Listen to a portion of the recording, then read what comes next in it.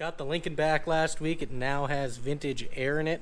The bad news is that it's going back in to the shop because it's not really blowing that cold out. It starts up like kind of cool and then it almost not warms up, but it doesn't get very cold at all. So I think the charge needs to be fixed on it. Everything else seems to work. But yeah, that is the vintage air.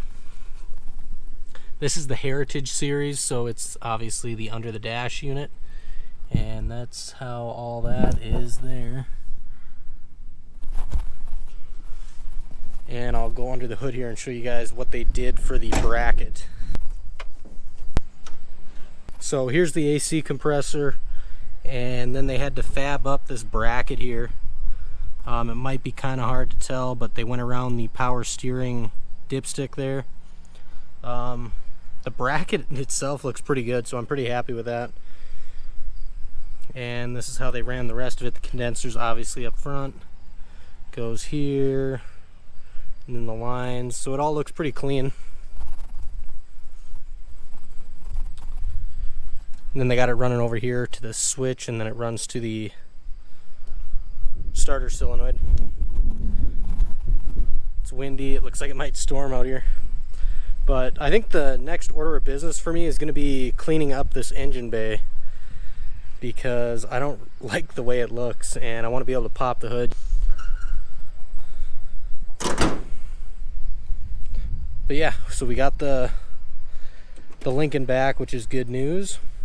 And I also wanted to share something else. Is I found this for sale sign in the door.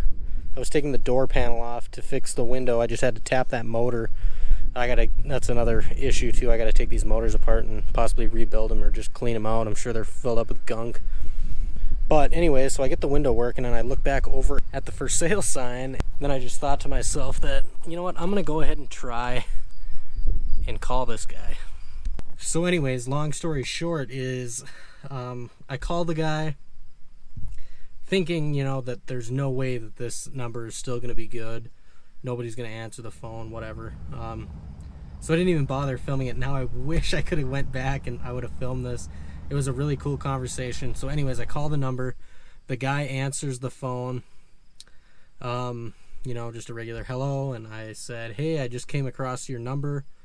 I was wondering if you ever owned a 1965 Lincoln Continental. And he paused and waited a second. And he's like, I did. I owned a tan one. I was just blown away, you know, that was still, you know, the guy's number. You know, he later on went and said that he was 88 years old, gonna be turning 89 here shortly, and he bought the car. His son actually called me afterwards because he couldn't quite remember when he bought it, but his son told me he got it in 1973 and he sold it sometime after 1990, somewhere around that time period. But anyways, yeah, the dad, the one I originally called, he had that number for over 30 years, which is pretty unique because cell phones, everything. And it was really cool. He said I made his day, and it was just a really cool story. And I'm so glad that I called it. You know, it's easy to just take something like that and throw it in the garbage and not think anything of it. But yeah, I'm really glad I called him. So that was a really cool deal. We talked for about 20 minutes. I got his address and stuff. I'm gonna send him photos of the car, and it was pretty funny. He said the only bad thing about the car is that it didn't have air conditioning in it, and I told him I just got it put in within the last week. So he was really happy that his car was still on the road, and he was asking, you know, is it still in good shape? And you know, it's in good shape, and I'm really excited to have him see some photos of it. I did email some to his son and I believe his daughter, so I think he's gonna see the photos from the email. But you know, I'm still gonna send him some photos from the mail because I think that'd be cool. And he said he still has a photo of it, I think, in his garage, which is pretty cool.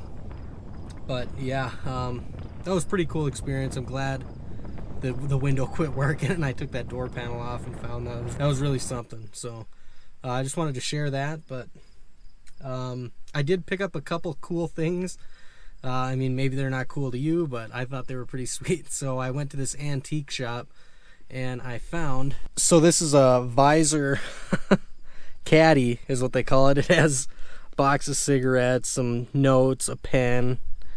It's got this mirror and a comb. Well, you know, I'm going to get some 60s style sunglasses and probably throw it in there. And then I don't know what I'm going to put in here, but there's a little flap there.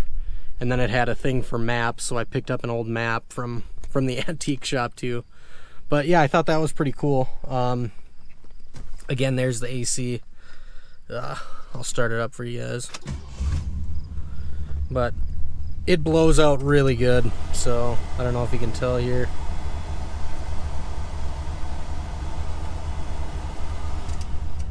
But I'll get my kids in the back because they ride with me. You can see the old car seat back there. But my daughter's hair will be, you know, flying from the airspeed of the fan, so it should cool it down pretty good. But like I said, it's just not cold, so I got to get that issue figured out, obviously. And once that's done, you know, this should be really comfortable riding when it's hot out. But until then, it's probably going to be next year now because it's going to be September here in a couple days. And I did pick up some other things here. I'm kind of nerding out here, but I bought a reproduction 1965 Lincoln Continental owner's manual. The car didn't have one when I bought it, and this was kind of cool here. It's actually like a brochure, like a dealer brochure. I got this on eBay, and I don't think it was I think it was like $10, $11 or something, maybe 20 tops. I don't think it was that much though. I'd have to look, but I'm like almost positive that this is an original, you know, just the way it feels, and it has a smell to it.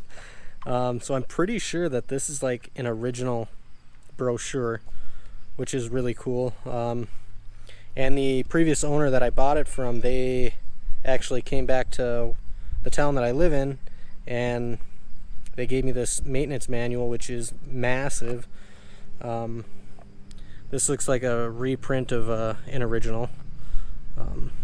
It's got some like writing or whatever in it that's like printed over, but yeah, that's pretty cool. And I had to pick this guy up because it's literally like the same color, which is pretty cool. And it's a 1965, obviously hardtop. So yeah, just a quick update on the car.